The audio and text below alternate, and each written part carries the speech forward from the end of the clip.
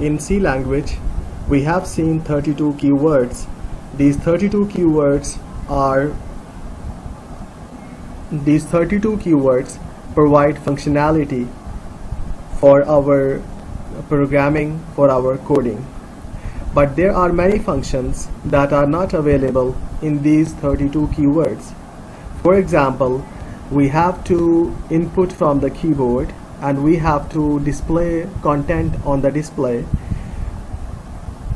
These kind of activities are not handled by these keywords.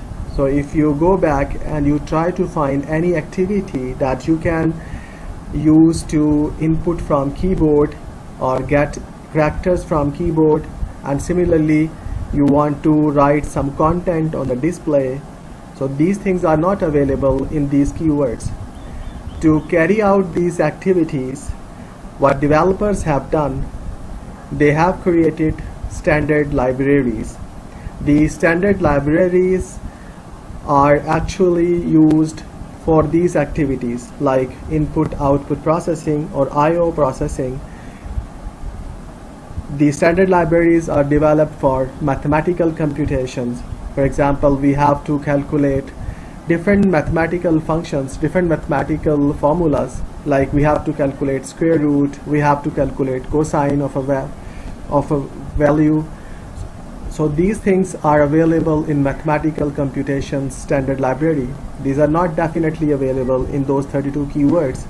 Similarly, in memory allocation, we need to allocate some memory to our software or to our program. This kind of memory allocation is done through standard library. Of course, when you allocate memory, then you also deallocate memory after using that memory, or you release that memory after utilizing. So these kind of functionalities are provided by memory allocation part of standard library. Similarly, for string handling, that we get a file or we get a large content of string. So in this case, we have to use this string handling library. Similarly, for operating system services, we have dedicated standard library, and there are many other things as well. So these standard libraries are developed for the functionalities that are not provided by the keywords, and you can see or you can further study the information on standard library from this Wikipedia link, and you can also refer to your book.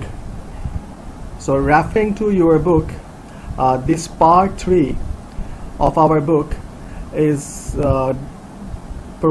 giving us the details about, this part 2, this part 3. This part 3 gives the details about standard function libraries that are available. And here you can see the standard function library is divided into following categories: IOs, string and character handling, mathematical, time, date and localization, dynamic allocation, miscellaneous, wide character functions. And in this book, they have dedicated separate chapter to each of these libraries. For example, chapter 25th is dedicated to these IO functions. Chapter 26 is dedicated to the string and character handling. Chapter 27 to mathematical functions. So you can refer to these chapters, and what these libraries actually contain. These libraries contain the functions that perform different activities for us. For example, in IO functions, we have to read from the keyboard. Then we have a scanf function that is provided, and that is used to input from the keyboard. Similarly, we have to write on the display. In that case, this IO library provides us the function of printf.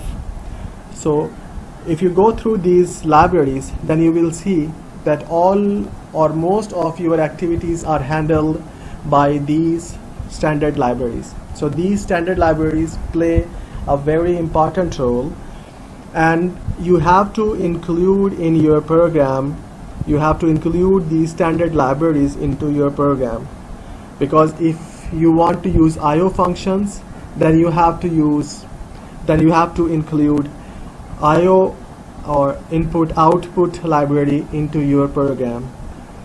If you include input output library into your program, then you can use the functions like printf or scanf, as we discussed earlier, that if we want to get input from keyboard, then we will be using scanf.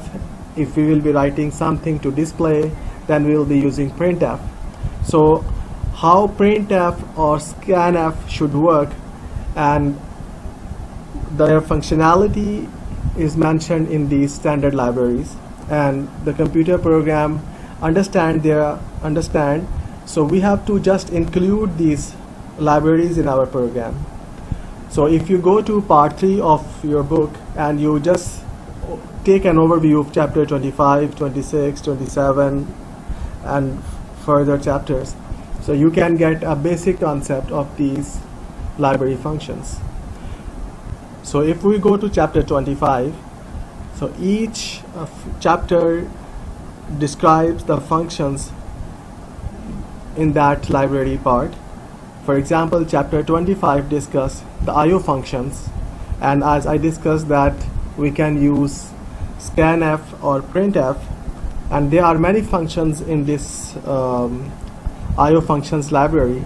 You can of course go through this chapter. I'll just give you an overview that how you should go through it.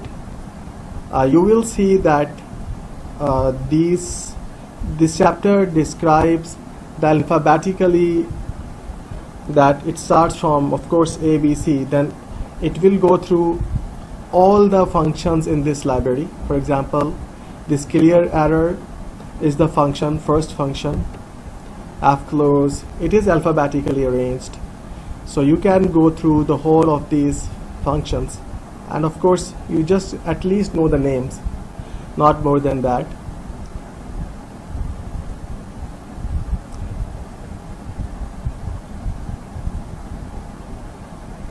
As we discussed printf, so you can see how printf should be used. Here one important thing you should consider is that when we have to use a function from any of this library, then we have to include that in our program. For example, to use printf, we have to include this library. So this is a requirement. If we don't include it, we cannot use then printf. So to use printf, we have to include it. Similarly, if we go to scanf, there you can see, as you see here, again you have to include this CS stdio, C standard IO, whatever you pronounce it. So you will see for any function you have to include, for any function you have to use, you have to include the relevant library. So this chapter 25 is relevant to the IO functions. You can see the other chapters as well. So here the key point is that you have to include in your program and then you can use it.